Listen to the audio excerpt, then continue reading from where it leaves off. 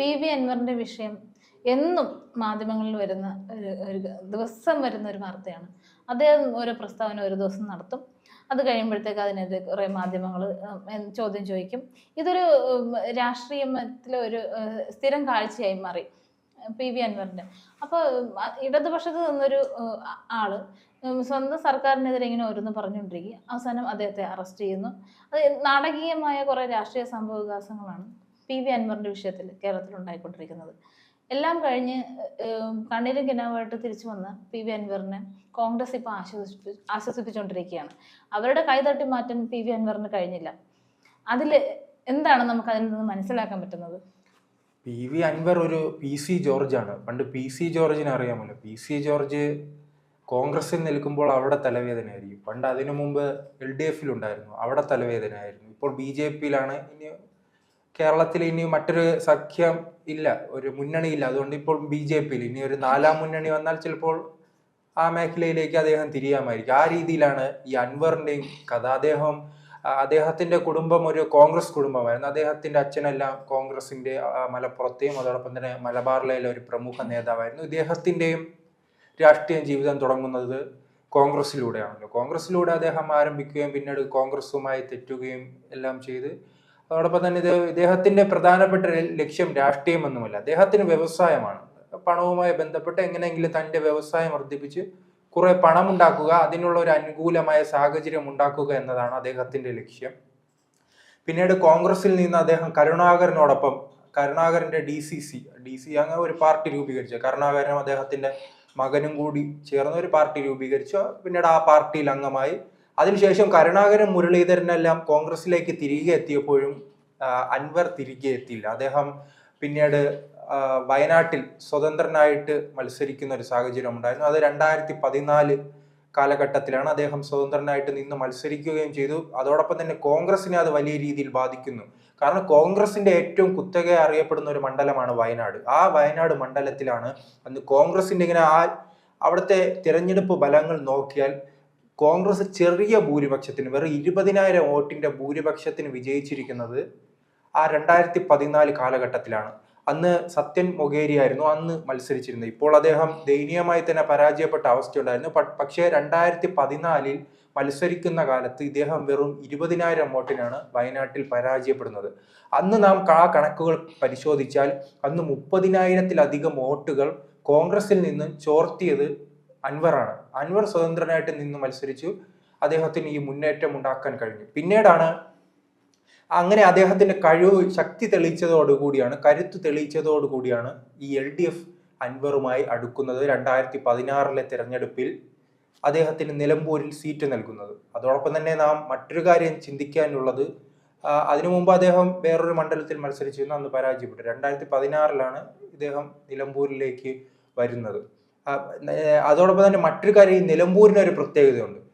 മലപ്പുറം ജില്ലയെ കുറിച്ച് നമുക്കറിയാം. എല്ലാ കാലത്തും മുസ്ലിം ലീഗിന്റെ ഒരു ശക്തി കേന്ദ്രമാണ് ഈ മലപ്പുറം ജില്ല. ആ മലപ്പുറം ജില്ലയിൽ മുസ്ലിം ലീഗിനെ വെല്ലുവിളിച്ച ആര്യാടൻ മുഹമ്മദ്, കോൺഗ്രസിന്റെ ഏറ്റവും വലിയ മുതിർന്ന നേതാവായിരുന്നു, ദേശീയ മുസ്ലിമായി അറിയപ്പെടുന്ന അദ്ദേഹം അന്ന് മലപ്പുറത്തെ മുസ്ലിം ലീഗിനെ വെല്ലുവിളിച്ച് നിലമ്പൂരിലെ ആ കോട്ടയിൽ നിന്ന് കോൺഗ്രസിൽ ആകെയുള്ള പ്രതീക്ഷയുള്ള 100% ഉറപ്പുള്ള ഒരു മണ്ഡലമായിരുന്നു ഈ നിലമ്പൂർ. ആ നിലമ്പൂരിൽ 2016 തിരഞ്ഞെടുപ്പിൽ ആര്യാടൻ മുഹമ്മദിന്റെ മരണത്തിന് ശേഷം അദ്ദേഹത്തിന്റെ മകനായ ആര്യാടൻ ഷൗക്കത്ത് മത്സരിക്കുകയായി. അങ്ങനെ ആര്യാടൻ ഷൗക്കത്തിനെ പരാജയപ്പെടുത്തിയാണ് അദ്ദേഹം 2016 LDFന്റെ സ്വതന്ത്ര MLA ആയി അധികാരത്തിൽ വരുന്നു.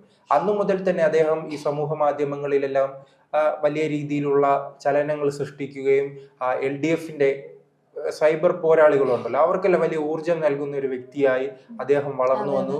രാവിലെ എണീക്കുമ്പോൾ തന്നെ എന്ത് വിഷയമാണ് ചർച്ച ചെയ്യേണ്ടത്, മാധ്യമങ്ങൾക്ക് മുമ്പിൽ വെളിപ്പെടുത്തേണ്ടെന്നുള്ള രീതിയിലാണ് പുള്ളി. അത് അദ്ദേഹത്തിന്റെ എന്തെങ്കിലും പ്രത്യേക അജണ്ട ആയിരുന്നെന്ന് തോന്നുന്നുണ്ടോ? അല്ല, ആ അജണ്ടയാണല്ലോ. അദ്ദേഹത്തിന്റെ അജണ്ട ഏതാണ്? ബിസിനസ്സാണ്. തന്റെ ബിസിനസ് സാമ്രാജ്യം വളർത്തുക. ഉദാഹരണം, നമുക്ക് ആ കോവിഡ് സമയവുമായി ബന്ധപ്പെട്ടാലേ അറിയാം. അവിടുത്തെ യൂത്ത് കോൺഗ്രസ്സുകാർ മുഴുവൻ പോസ്റ്റർ ഒട്ടിച്ചിരിക്കുന്നു. ഈ അൻവറിനെ കാണാനില്ലെന്ന ചില പരസ്യങ്ങളുമായി. അപ്പോഴാണ് അദ്ദേഹം അങ്ങ് ആഫ്രിക്കയിലൂടെ സ്വർണ്ണഖനിയിൽ നിന്ന് തൊപ്പിയെല്ലാം വെച്ച് ഒരു ലൈവ് വന്നിട്ടുണ്ടായിരുന്നു, അത് ഓർമ്മ കാണുമല്ലോ.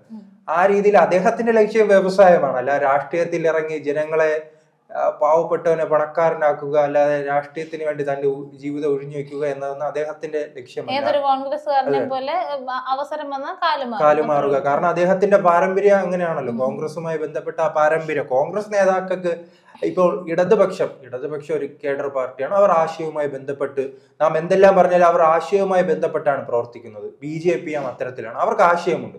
കോൺഗ്രസ് എന്ന ഒരു ആൾക്കൂട്ടമാണ്. ഏതെങ്കിലും ഒരു നേതാവ് ഉയർന്നു വരുന്നു, അവർക്ക് ചുറ്റും കുറെ വെള്ള കതർധാരികൾ സംഘടിക്കുന്നു, ആ നേതാവ് പിന്നെ MLA MP മന്ത്രിയുമായി പോകുന്നു. അതാണ് അവരുടെ രാഷ്ട്രീയം. അതുകൊണ്ട് തന്നെ ഏത് പാർട്ടിയാണോ തങ്ങൾക്ക് അധികാരം നൽകാമെന്ന് പറയുന്നത് അവരിലേക്ക്. അതുകൊണ്ടാണല്ലോ ഇന്ത്യയില് ഹോഴ്സ് ട്രേഡിംഗ് പോലത്തുള്ള വൃത്തികെട്ട രാഷ്ട്രീയം വന്നത്, റിസോർട്ട് രാഷ്ട്രീയം ഒക്കെ വന്നത് കോൺഗ്രസ്സുകാരുടെ ഈ ഒരു നിലപാട് കാരണമാണ്. ഏതാണ് ജയിക്കുന്നവര് അവരുടെ കൂട്ടത്തിൽ എത്രയും ഒരു ഉളുപ്പുമില്ലാതെ ചാടിപ്പോകാൻ പറ്റുന്നതും, പിന്നെ അതുപോലെ തന്നെ പൈസ എറിഞ്ഞ് വോട്ട് വാങ്ങിക്കാനും ഒക്കെ ഉള്ള ഒരു ഉളുപ്പില്ലാത്ത രീതിയിൽ രാഷ്ട്രീയം കളിക്കാൻ കോൺഗ്രസ്സുകാർക്കേ പറ്റുള്ളൂ.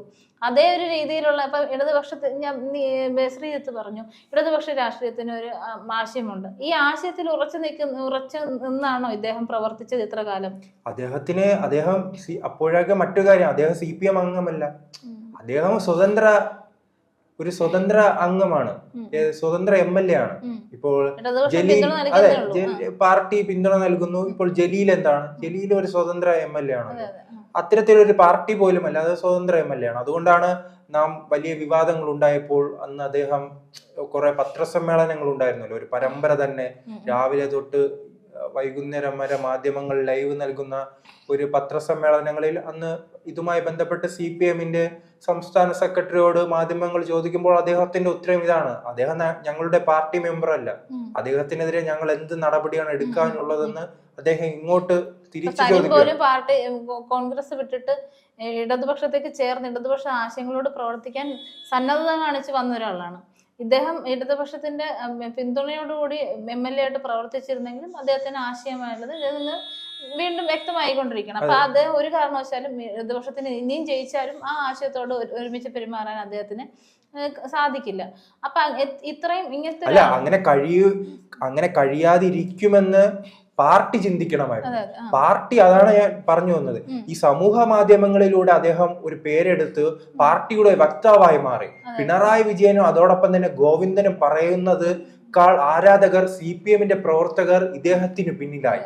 അത് അങ്ങനെ പിന്നിലായെങ്കിൽ ഇത് ആ പാർട്ടി ആ സമയം കൃത്യമായി തിരിച്ചറിയണമായിരുന്നു. ഇങ്ങനെ തങ്ങളുടെ അണികൾ തെറ്റായ രീതിയിലേക്ക് പോകുകയാണെന്ന് അവർ തിരുത്തണമായിരുന്നു. പക്ഷെ അതിന് പാർട്ടി തയ്യാറായിട്ടില്ല. അതിനുള്ള കൃത്യമായി തന്നെ വലിയ തിരിച്ചടിയായിരുന്നു ഈ അന്ന് സമ്മേളനത്തിൽ ഉണ്ടായത്. അത് പല പാർട്ടി സമ്മേളനങ്ങളിലും അതോടൊപ്പം തന്നെ ഈ EP ജയരാജിന്റെ പുസ്തകമായി പറയുന്നത് ചിലപ്പോൾ അതുമായി ബന്ധപ്പെട്ട് ഇപ്പോൾ വിവാദം നടക്കുന്നു. അദ്ദേഹം എഴുതിയതെന്ന് പറയുന്നു, എഴുതിയില്ലെന്ന് പറയുന്നു. അപ്പോഴേക്കും അതെ, അങ്ങനെ പറയുമ്പോഴും അദ്ദേഹം ഒരു കൃത്യമായി ഈ ഒരു കാര്യം സൂചിപ്പിച്ചിരുന്നു. അത് ഇതാണ്: ഈ സ്വതന്ത്ര MLA-മാരെ മറ്റു പാർട്ടികളിൽ നിന്നും ആളുകളെ ചാടിച്ച് ഇപ്പുറത്തോ ഈ മറു സൈഡിൽ കൊണ്ടുവന്ന് മത്സരിപ്പിക്കുമ്പോൾ എന്താണ്, അങ്ങനെ മത്സരിപ്പിക്കുമ്പോൾ വലിയ തിരിച്ചടി ഉണ്ടാകും.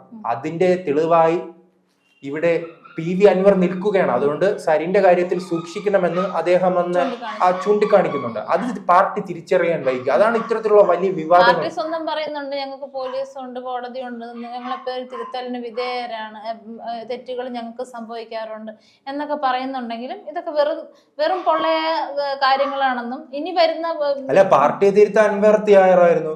കാരണം ഈ പിന്നെ ആദ്യം അജിത് കുമാറുമായി ബന്ധപ്പെട്ട് അദ്ദേഹത്തിനെ പുറത്താക്കണമെന്നായിരുന്നു PV അൻവറിന്റെ ആവശ്യം. അതിന് അദ്ദേഹം പിണറായിയെ പോയി കാണുന്നു, പാർട്ടി സെക്രട്ടറിയെ കാണുന്നു, എന്നിട്ട് പുറത്തു വന്ന് പറയുന്നു, ഞാൻ മുഖ്യമന്ത്രിക്കും അതോടൊപ്പം തന്നെ പാർട്ടി സെക്രട്ടറിക്കും പരാതി എഴുതി നൽകി, അജിത് കുമാറിനെതിരായ ആരോപണങ്ങൾ എഴുതി നൽകി, അതിന്റെ തെളിവുകൾ എന്റെ കയ്യിലുണ്ട്, ആ തെളിവുകൾ നൽകി എന്ന വലിയ രീതിയിലുള്ള പ്രസ്താവനയുമായി പുറത്തിറങ്ങി വന്ന് നാം കണ്ടിരിക്കും. കാരണം മാധ്യമങ്ങൾ മുഖ്യമന്ത്രിയെ കാണാനും ഗോവിന്ദനെ കാണാനും എല്ലാം പോകുമ്പോൾ മാധ്യമങ്ങൾ കൂടെ പോകുന്ന അദ്ദേഹം പുറത്തു വന്നുള്ള പ്രതികരണമായിരുന്നു ഇത്തരത്തിലുള്ളത്. പക്ഷെ എന്തായാലും അല്ല ഇനിയിപ്പോ രാഷ്ട്രീയ മാറ്റത്തില് പുള്ളി അൻവർ തയ്യാറെടുക്കുക. അല്ല, അൻവറിന് വേറെ വഴിയില്ല. കാരണം നിലമ്പൂർ പോലത്തുള്ള ഒരു മണ്ഡലത്തിൽ ഇദ്ദേഹത്തിന് ഒറ്റയ്ക്ക് നിന്ന് മത്സരിച്ച് ജയിക്കാൻ കഴിയില്ല. അദ്ദേഹം DMK പാർട്ടി രൂപീകരിക്കാൻ ശ്രമിച്ചു. അതോടൊപ്പം തന്നെ തൃണമൂൽ കോൺഗ്രസിനെ കണ്ടു, SP കണ്ടു, എല്ലാ പാർട്ടികളെയും കണ്ടു. ഇനി കേരളത്തിൽ മറ്റൊരു പാർട്ടിയില്ല, ദേശീയ തലത്തിലും ഒരു പാർട്ടിയില്ല.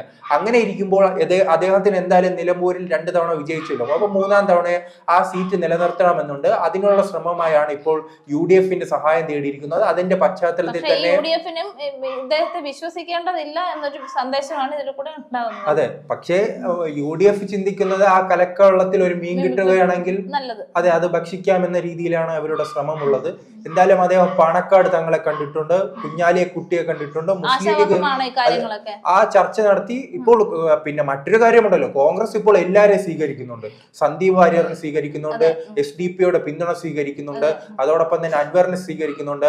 ഇനി ഏതെങ്കിലും വഴിയെ പോകുന്ന ഏതെങ്കിലും സാമൂഹ്യ വിരുദ്ധരും ഈ പാർട്ടിയിൽ വന്ന വോട്ട് കൊടുക്കാന്ന് വന്നാൽ ഇവർ ചേർക്കും. മറ്റൊരു കാര്യം എന്ന് പറഞ്ഞാൽ രസകരമായ കാര്യം, ഈ ഞാൻ മുൻപ് സൂചിപ്പിച്ചതുപോലെ തന്നെ കോൺഗ്രസ് എന്നും ഈ ഒരു അംഗങ്ങളുടെ ഒരു ഗ്രൂപ്പുകളുടെ ടീമാണല്ലോ. അങ്ങനെ അവർക്ക് അധികാരം കിട്ടിയില്ലെങ്കിൽ ആ പാർട്ടി പൂർണ്ണമായി തന്നെ തകരും.